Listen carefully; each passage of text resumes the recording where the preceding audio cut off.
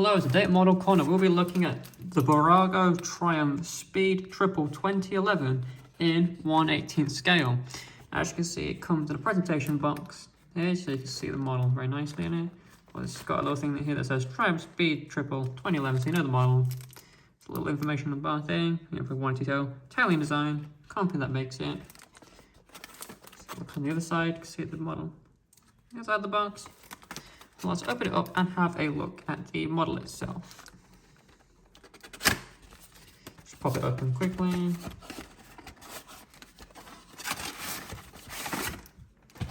And here it is. As you can see, it's just in a little couple pieces of plastic. Just remove one of them. And here it is. And all of its wonderful detail. As you can see, we've got movable parts, we've got movable wheels. Steering, turns, back wheel moves. See got rear working suspension. You can see it moves up and down. Got a stand here, which if I place it, the bike stays on its stand. Otherwise, it's got a bunch of movable parts to emphasize the detail of this thing. Now let's actually look at some of the physical details. You can see things like the headlights. Very nice detailed wheels, and these are rubber wheels. Here you can see it says Speed Triple and Triumph on the back. So the different lights. Here again, Triumph written a couple times.